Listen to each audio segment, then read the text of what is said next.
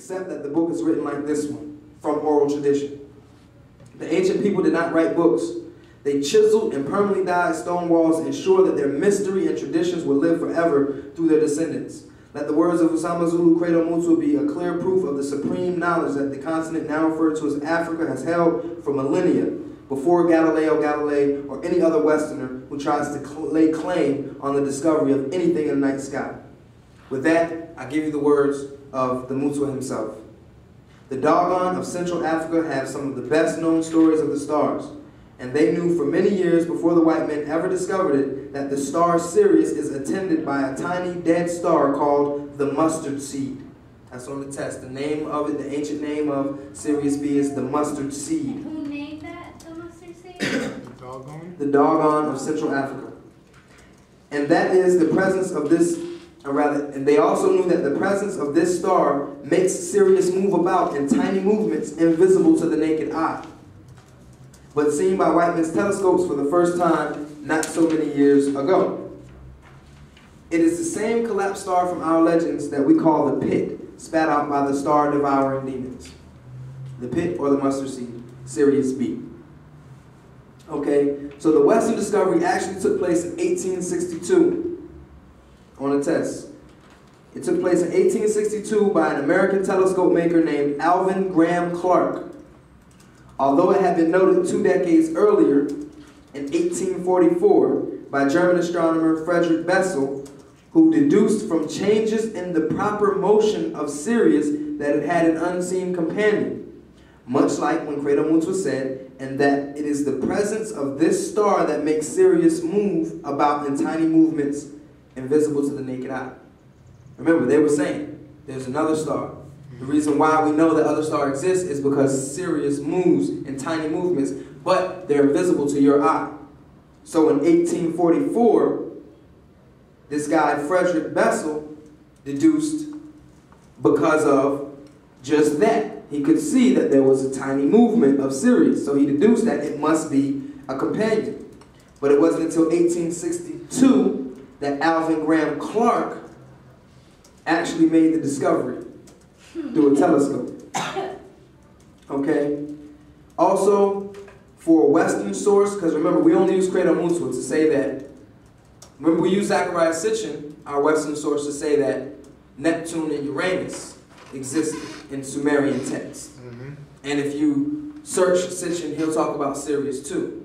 But in this instance, we only mentioned Credo Mutua as a reference. And we said the oral tradition is way stronger than any book written on the subject, except that the book is written from oral tradition, because oral tradition goes all the way back. So we believe this is a really authentic source to say that the Sirius B was called the pit or the mustard seed, and that they knew about it way before the Western world discovered it. But we also want to give you a Western source to corroborate what Credo Mutua says, okay? And that's Marcel Griaul. Marcel Griaul. He's probably spelled that wrong. Probably said that wrong. M-A-R-C-E-L. Last name Griaul. G-R-I-A-U-L-E.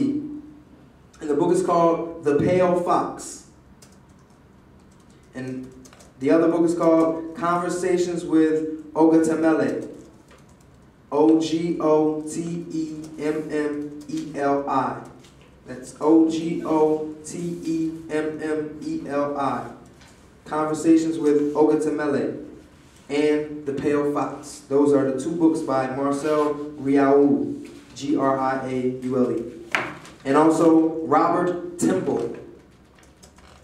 And his book is called The Sirius Mystery. And they will crash all of those ideas that Sirius was just discovered. Zechariah Sitchin will destroy all the ideas that Neptune and Uranus were just discovered. Okay? The Mutua goes on to say that not only among the Zulu, but the Dogon and many widespread African tribes, there are stories of the Nomo, who resemble the king of the water people in our legend. This fact, revealed by the beloved Usama Zulu, is based off the knowledge that the Nile River is flooded with the helioidal rising of the Sirius star. Given this well-known fact amongst the Zulus, it must be asserted that they understood the relation between the celestial bodies and elements on earth. Hence, the star that houses the water people will be responsible for the flooding of the Nile River. It should also be noted that elsewhere in his book, the Mutu explains that human beings once lived on the Sirius star. This is why we decided to include this in this lesson. Now, we have discussed various positions regarding the Nomo, but before we continue, let's hear from the Vusama Zulu himself. Okay, he states, there are said to be intelligent beings who have visited the earth several times. They are usually described... We got to wrap it up? Okay.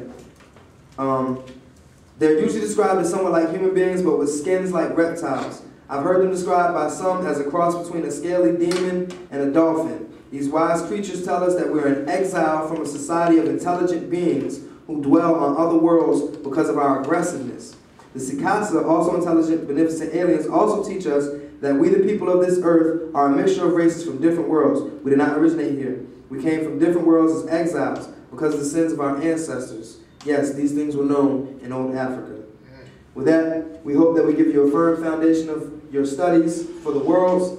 We cannot stress enough that attending these lessons will not make you a scholar. Our intention is to spark your curiosity and point you in the right direction because, of course, we are the Look It Up movement. And as Huey said, I would like to say, as we are one today, let us be one in the future. Power to all of the people.